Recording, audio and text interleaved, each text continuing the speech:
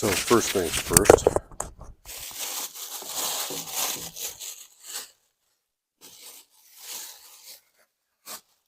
containment bag, buffing sock, application sock, paste wax. You're going to need a screwdriver, or I keep one of my shop dog's tags, old tags, available. There's going to be a little lip right here where it's pretty tight, but there's going to be spots where you're going to be able to get a screwdriver tip in or some other thing to pry and get into the wax.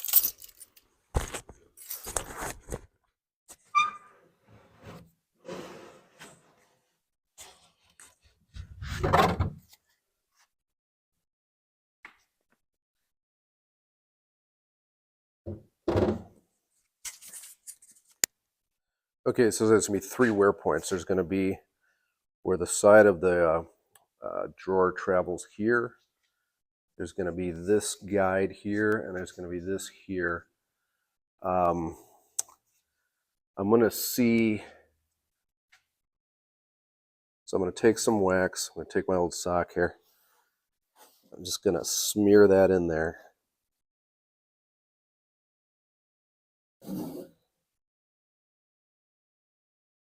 And then you're going to see that guide really darken up, because they really get neglected. Nobody ever does the work on these old pieces of furniture. This is kind of a critical part of making it work. So one thing to watch out for is that you can actually get these kind of dug out, and I'm going to make sure that these nail heads aren't a problem. But anyways, that's what you need to do, just to kind of put some wax on the inside of the dresser. That's the one thing I like about the paste wax. I do use canning wax,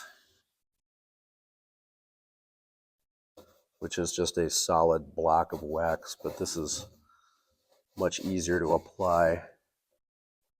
I don't think, this doesn't contact it out here, but I like to just take care of the wood, keep it from drying out. So both sides, top and bottom. This stuff smells a little bit terrible. Very kind of petroleum distillate smell, but it's easy to use, and it dries out pretty quickly. So in about half a day, the smell is gone. Okay, so it hardly takes any time.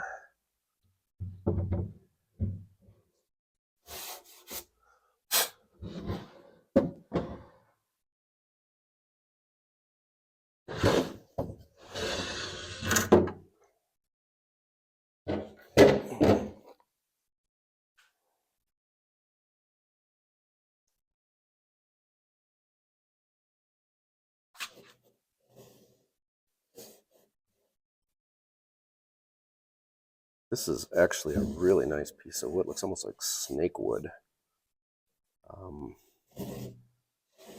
Haywood Wakefield, the ones that I've worked on and fixed up, they use a lot of maple, or had a lot of maple. And maple's really hard, and so it wears beautifully. It lasts forever because it's so hard. The problem is that they're using so much maple for the drawer fronts. The designs are so big and chunky with Haywood Wakefield that the weight of the design itself, the drawers are so heavy that they end up stressing this part, and it tends to crack along the grain, because maple is super hard, but it's very brittle.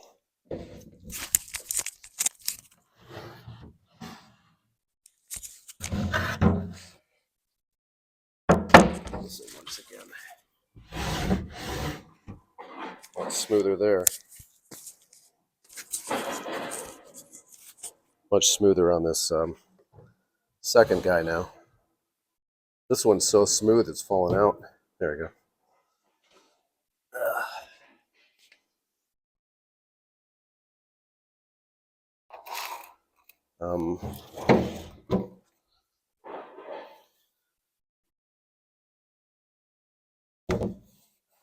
Before you wax the inside and the guides and everything, you need to figure out if the contact areas inside, if this has been carved out.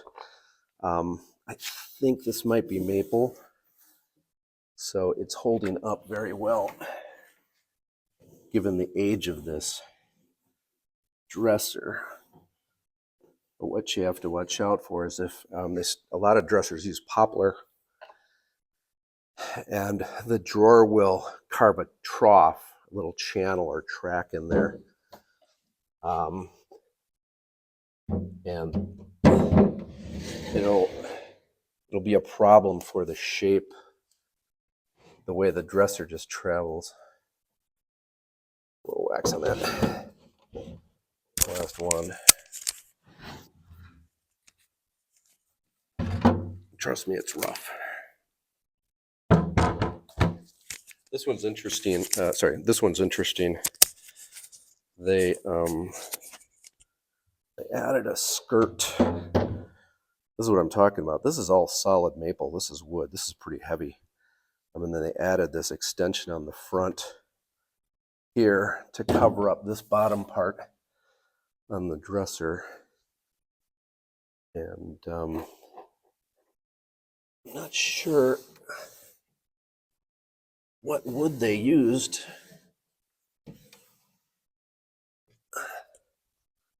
Whether it's a red maple or possibly speculating an elm. Elm is really hard to break. It has interlocking grain. You get some really beautiful grain structure, and it would be a good application here because it will hold itself together side to side as well as being strong that way.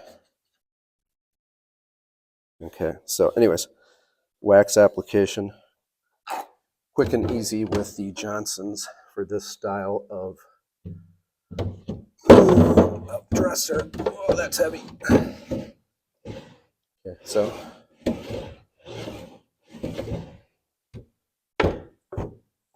done. All right, just like that. I'm not going to bother buffing it out. It needs as much wax in there as it can get, and Johnson stuff goes on pretty thin. So just wrap up my project, fold up my sock for the moment, and throw it back into the stinkiness container. Put the lid on from drying out in case I get distracted. And then that's it. Put it together here, just like that. That's my kit. So I'm going to take some pictures of this dresser and I'm going to get it up for sale.